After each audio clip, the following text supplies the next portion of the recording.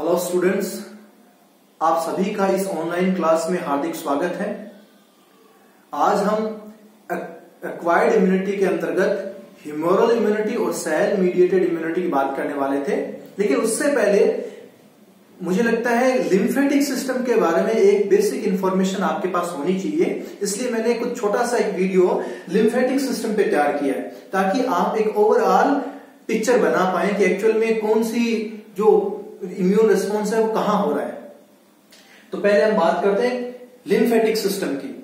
जैसे हमारे शरीर में ब्लड सर्कुलेटरी सिस्टम है, यानी सर्कुलेशन के लिए ब्लड सर्कुलेटरी सिस्टम है, वैसे ही इसके पैरेलल ब्लड सर्कुलेटरी सिस्टम को सपोर्ट करने के लिए हमारे पास लिम्फेटिक सिस्टम है। एक्चुअल में क्या होता है कि जब आर्टेरियल ब्लड टिश्यू तक पहुंचता है ताकि उस ब्लड में मौजूद हमारे जो न्यूट्रिएंट्स हैं, डिसॉल्व्ड ऑक्सीजन है, उनको टिश्यू तक पहुंचाया जा सके, तो उस ब्लड को पहले फिल्ट्रेशन की प्रोसेस से गुजरना होता है ताकि इस ब्लड में मौजूद जो भी न्यूट्रिएंट्स और ऑक्सीजन डिसॉल्व है वो किस में आ जाए, टिश्यू में। तो जब ब्लड फिल्टर होता है उसमें से ब्लड प्लाज्मा कहां आ जाता है, टिश्यू में आ जाता है। चूंकि आरबीसी नहीं आ पाती, इसलिए कैसा हो जाता है, ये फ्लूइड जो टिश्यू में आया है कैसा हो जाता है, कलरलेस हो जाता है। और इस पूरे ब्लड का लगभग 10 से 15% जो प्लाज्मा यहां फिल्टर हो जाता है। तो अगर ऐसे ही फिल्ट्रेशन चलता रहा तो ये टिश्यू स्वेल कर जाएगा, इसमें सूजन आ जाएगी और हमारा जो ब्लड है वो कैसा हो जाएगा, थिक हो जाएगा। इसलिए फिर से इस फ्लूइड को हमारे ब्लड सर्कुलेटरी सिस्टम में डालना जरूरी है। तो इसके लिए डेवलप हुआ एक नेटवर्क, वेसल्स का, ट्रंक का, गट का एक नेटवर्क तैयार हुआ ताकि इस एक्सेसिव फ्लूइड को फिर से हमारे ब्लड सर्कुलेटरी सिस्टम में डाला जा सके। इस सिस्टम को अपन क्या बोलते हैं, लिम्फेटिक सिस्टम।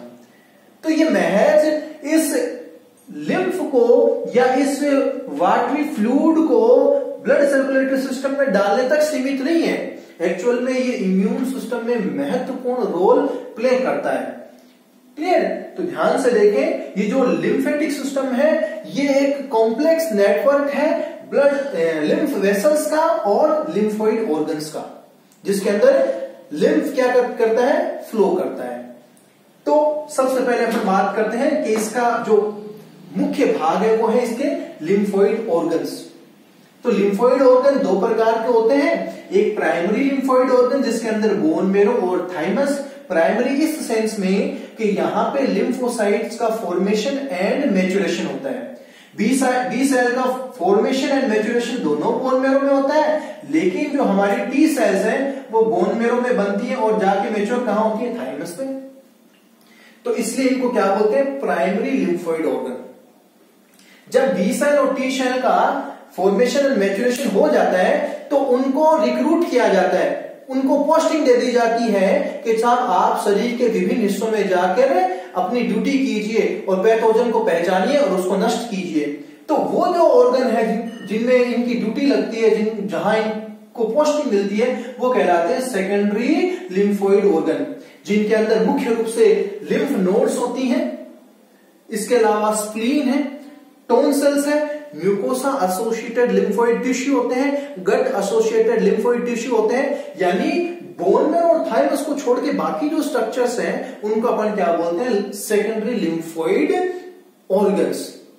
तो सबसे पहले ये लिम्फ नोड्स कहां होती है, आपके सर्विकल रीजन के अंदर, आपके जो ईयर है उसके पीछे वाले बैक पार्ट में, आपके आर्म पिट्स वाले रीजन में जिनको एक्सिलरी लिम्फ नोड्स बोलते हैं, इंग्वाइनल पार्ट में, इंग्वाइनल जहां पे दोनों जो लेग्स हैं उनका जो जंक्शन है वहां पे, उनको क्या बोलते हैं, inguinal lymph nodes. Pubic lymph nodes भी मौजूद होती हैं।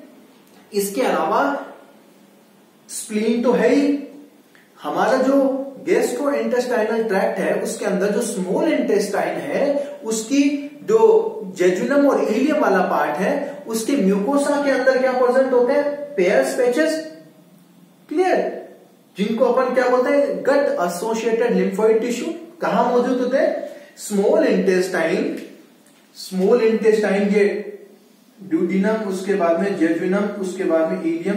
तो ड्यूडिनम के बाद में जेजुनम और इलियम की कहा म्यूकोसा, स्मॉल इंटेस्टाइन की जेजुनम और इलियम की जो म्यूकोसा और सब म्यूकोसा है उसमें कैसे होते हैं, ये अंडाकार पैचेज होते हैं जो किसके बने होते हैं, लिम्फोइड टिश्यू के बने होते हैं, जिनको क्या बोलते हैं, पेयर्स पैचेज, ताकि हमारे जो गट वाले रीजन में कोई पैथोजन एंटर हो जाए तो वो डायरेक्ट सर्कुलेटरी सिस्टम में शामिल नहीं हो, इसलिए वहां पे क्या होते हैं, पेयर पैचेज, जिनमें क्या होती है, लिम्फोसाइट्स होती हैं, जिनमें डेंड्राइटिक सेल्स होती है, जिनमें मैक्रोफेजेस होती हैं।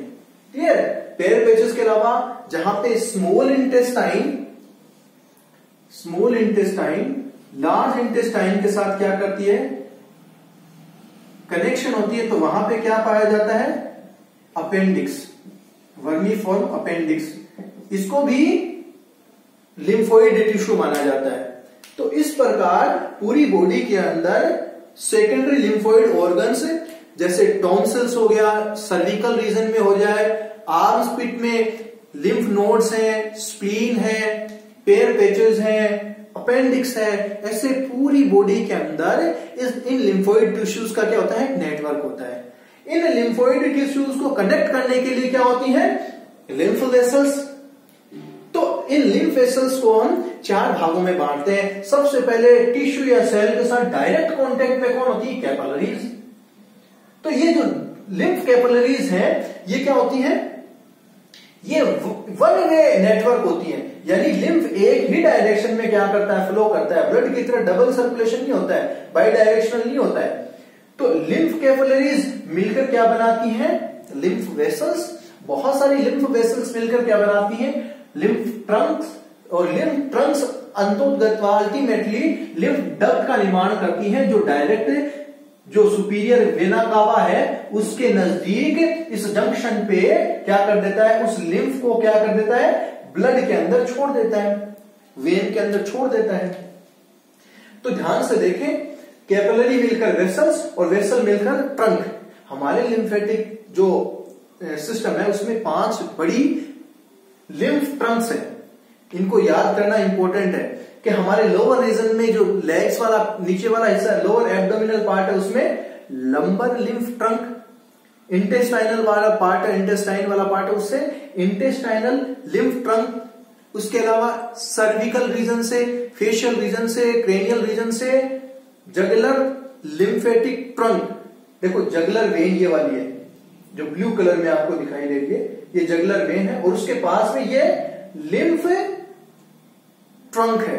तो जगलर लिम्फ ट्रंक, उसके बाद में सब क्लेवियन लिम्फ ट्रंक, और उसके बाद में लंग्स वाले और मीडियास्टाइनल स्पेस वाले रीजन से ब्रोंको मीडियास्टाइनल लिम्फ ट्रंक। और ये सब ट्रंक मिलकर क्या बनाते हैं, डक्ट। तो ध्यान से देखें, लेफ्ट वाली साइड में तो होती है थोरेसिक डक्ट, और अपर पार्ट में थोरेसिक डक्ट जहां जाके मिलती है उसको अपन क्या बोलते हैं, लिम्फेटिक डक्ट। ये लिम्फेटिक डक्ट लेफ्ट साइड में भी है, राइट साइड में भी है। किसके मिलने से बनती है, जगलर लिम्फेटिक ट्रंक, सब क्लेवियन लिम्फेटिक ट्रंक और ब्रोंको मीडियास्टाइनल लिम्फेटिक ट्रंक जब मिल जाती है तो किसका निर्माण करती है, डक्ट का। और ये डक्ट सुपीरियर वेना केवा के ऊपर ब्रेंकियो सिस्टेमिक वेन है, उसके पास जगलर सब क्लेवियन वेन के जंक्शन पे जाके क्या कर देती है, लिम्फ को वेन के अंदर डाल देती है। तो इस प्रकार ये एक पूरा फ्लो बन जाता है, यूनिडायरेक्शनल फ्लो, जिसमें टिश्यू से कैपिलरीज में लिम्फ आता है, कैपिलरीज से वेसल में लिम्फ जाता है, वेसल से ये बीच में लिम्फ नोड जरूर मौजूद है। मैं एक ओवरऑल फ्लो बना रहा हूं। वेसल से किस में जाता है, ट्रंक में, ट्रंक से किस में जाता है, डक्ट में, और डक्ट से फिर किस में जाके सुपीरियर वेना कावा के ऊपर जंक्शन में इस लिम्फ को क्या कर दिया जाता है, रक्त में छोड़ दिया जाता है। तो इस प्रकार जो ब्लड है उसका जो अमाउंट है वो क्या रहता है, लगभग कांस्टेंट बना रहता है। अब ध्यान से देखें, जो ब्लड के अंदर WBC थी वो तुलनात्मक रूप से कम थी, लिम्फ में WBC तुलनात्मक रूप से ज्यादा होती है। तो जब ये ब्लड के अंदर कोई पैथोजन है वो इस टिश्यू के ब्लड कैपिलरी नेटवर्क या ब्लड कैपिलरी का जो बेड बना है उससे इस टिश्यू के अंदर आती है, तो वहां से वो किसमें विस्तृत हो जाती है, इन लिम्फ कैपिलरीज में। और लिम्फ कैपिलरीज से ये जो पैथोजन है वो कहां पहुंचता है, लिम्फ नोड में, या लिम्फ नोड के अलावा हमारे आर्म्स पिट में, या अगर पैथोजन एंटर कर रहा है बक्कल रीजन से तो किधर पहुंचेगा, टॉन्सिल वाले रीजन में। नेजल रूट से अगर पैथोजन जा रहा है तो कहां पहुंचेगा, एडिनोइड पार्ट तक। तो इस प्रकार किसी भी पैथोजन का जो एंट्री का जो तरीका है वहां वहां क्या मौजूद है, हमारे सेकेंडरी लिम्फोइड ऑर्गन्स। उन लिम्फोइड ऑर्गन में किसकी ड्यूटी लगी हुई है, हमारी लिम्फोसाइट्स की। देखिए निर्माण हो रहा है बोन मैरो और थाइमस में, और ड्यूटी जाके कहां कर रहे हैं लड़ने के लिए, इन सेकेंडरी लिम्फोइड्स ऑर्गन में जाके, ताकि जैसे ही पैथोजन आए, चाहे वो ओरल रूट से आए, चाहे वो नेजल रूट से आए, चाहे हमारी स्किन है तो वहां म्यूकोसा एसोसिएटेड लिम्फोइड टिश्यू है, तो किसी भी रीजन से पैथोजन आए उसको डील करने के लिए, उसको एनकाउंटर करने के लिए हमारे पास सेकेंडरी लिम्फोइड ऑर्गन होते हैं जहां पे मैच्योर लिम्फोसाइट ड्यूटी कर रही होती हैं, ताकि जैसे पैथोजन आए उसको डिस्ट्रॉय किया जा सके। क्लियर? तो ये ओवरऑल लिम्फ वेसल्स का नेटवर्क। अब ध्यान से देखें, एक छोटी सी बात और कर लेते हैं कि हमारे जो बक्कल रीजन में बहुत सारे जो टॉन्सिलर स्ट्रक्चर्स मौजूद होते हैं, और उनको वाल्डेयर के सम्मान में नाम दे दिया गया है, वाल्डेयर टॉन्सिलर रिंग। क्या है, 4 प्रकार के टॉन्सिल्स मौजूद हैं। देखिए एक्चुअल में जो इनको अपन जिसकी वजह से टॉन्सिलाइटिस होते हैं वो तो होते हैं पैलेटाइल टॉन्सिल, लेकिन इसके अलावा भी कुछ और प्रकार के टॉन्सिल्स मौजूद होते हैं। जैसे नेजल रूट से कुछ जा रहा है तो एडिनोइड या फेरिंजियल टॉन्सिल्स है। इसके अलावा जो ईयर ट्यूब है, यूस्टेकियन ट्यूब है, उसकी ओपनिंग के पास ट्यूबल टॉन्सिल्स है। इसके अलावा पैलेटाइन टॉन्सिल्स है। ओरोफेरिंक्स वाले रीजन में क्या है, पैलेटाइन टॉन्सिल्स है। जब इंफेक्शन हो जाता है तो इसको महसूस किया जा सकता है। इसके अलावा हमारे लिंगवा या टंग के टर्मिनल, पोस्टीरियर टर्मिनल पार्ट पे क्या है, लिंगवल टॉन्सिल्स, और ये इस तरीके से एक दूसरे से म्यूकोसा एसोसिएटेड लिम्फोइड टिश्यू से जुड़े रहते हैं कि लगता है कि ये कोई रिंग बना रहे हैं, और उस रिंग को वाल्डेयर के सम्मान में वाल्डेयर टॉन्सिलर रिंग बोलते हैं। क्लियर? तो जो माउथ और नेजल रूट्स है पैथोजन को क्या करते हैं, शरीर के अंदर संक्रमण करने से रोकते हैं। इसके अलावा लिम्फ शब्द लैटिन शब्द है जिसका मतलब लिम्फा कुछ नहीं है, रोमन डेटी है जो वाटर पानी के लिए, किसानों की देवी पानी के लिए रिस्पॉन्सिबल है, इसलिए लिम्फ शब्द है, उसको अपन वाटरी सब्सटेंस बोल सकते हैं। और वाटरी सब्सटेंस इन वेसल्स में क्या करता है, सर्कुलेट करता रहता है। तो इस प्रकार हमें एक ओवरऑल पिक्चर बनती है कि साहब ये लिम्फेटिक सिस्टम कैसे काम करता है। अभी जो नेक्स्ट लेक्चर है उसमें अपन पढ़ते हैं humoral and cell mediated immunity. Thank you so much.